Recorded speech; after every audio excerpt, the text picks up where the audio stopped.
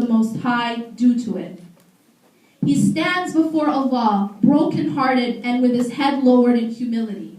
So this sin is more beneficial to him than doing many acts of obedience, since it caused him to have humility and humbleness, which leads to him entering paradise. As for the doer of good, then he does not consider this good a favor from his Lord upon him. Rather, he becomes arrogant and amazed with himself, saying, I have achieved such and such and such and such. So this further increases him in self-adulation, pride, and arrogance, such that it becomes the cause for his destruction. End quote. Allah reminds us in the Quran to never lose hope. And the Prophet ﷺ gives us the true definition of richness. He says, richness is not having many possessions. Rather, true richness is the richness of the soul. But how do we fill our hearts with true richness? How do we escape the constant bombardment from every direction, commanding us to worship other things, commanding us to take idols of the heart and love them as we should only love Allah? How do we escape true poverty of allowing any competitor into our hearts?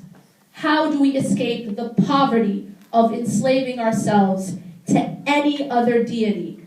As Allah subhanahu wa ta'ala tells us in the Quran, وَمِنَ النَّاسِ مَنْ يَتَّخِذُ مِنْ دُونِ اللَّهِ أَنْدَادًا يُحِبُّونَهُمْ كَحُبِّ اللَّهِ وَالَّذِينَ آمَنُوا أَشَدُّ حُبًّا لِلَّهِ.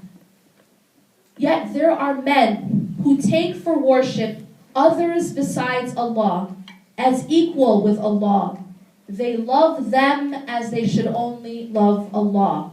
But those of faith are overflowing in their love of Allah. To escape the true poverty, we must be overflowing in our love for Allah. أَشَدُّ حُبًّا لِلَّهِ. Your strongest love should be for God. But you cannot love someone that you don't know. We need to know him. You don't know someone that you never speak to. Speak to him. Ask of him. And you can't love someone that you don't remember. Remember him. Remember him often. And so this is a call to all those of us who have been enslaved by the tyranny of the self and imprisoned in the dungeon of our nafs and our desires. It's a call to all of those who have entered the ocean of dunya, who have sunk into its depths and become trapped by its crushing waves. Rise up. Rise up to the air, to the real world, beyond the prison of the ocean.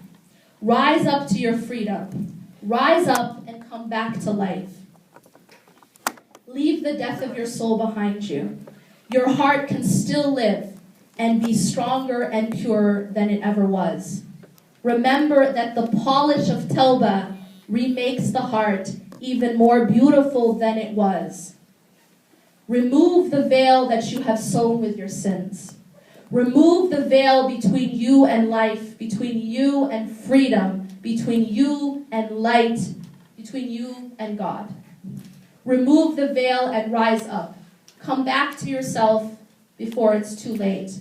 Because Allah subhanahu wa ta'ala says, وَأَنِيبُوا إِلَىٰ رَبِّكُمْ وَأَسْلِمُوا لَهُ مِنْ قَبْلِ أَنْ يَأْتِيَكُمُ الْعَذَابُ ثُمَّ لَا تُنْصَرُونَ. And return to your Lord and submit to him before the punishment comes upon you. Then you will not be helped. Brothers and sisters, the storm is coming. Seek refuge in the only place that refuge exists. Seek refuge in God.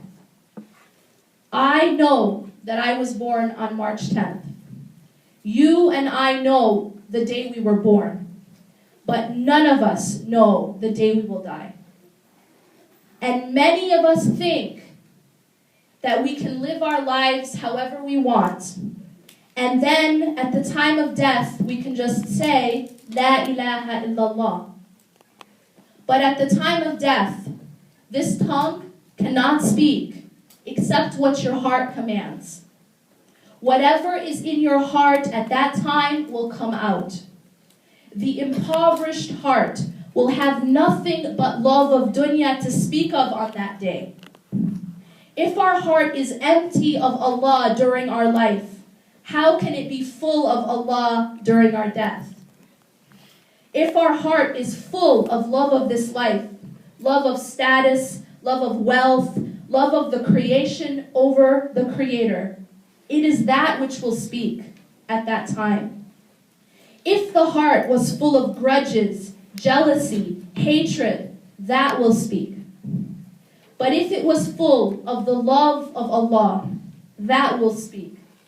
If in your life your heart carried only La ilaha illallah, that truly there is no refuge, no shelter, no deity worthy of worship but Him, then and only then will the tongue be given permission to say La ilaha illallah Muhammad Rasulullah. Allahumma ja'alna minhum.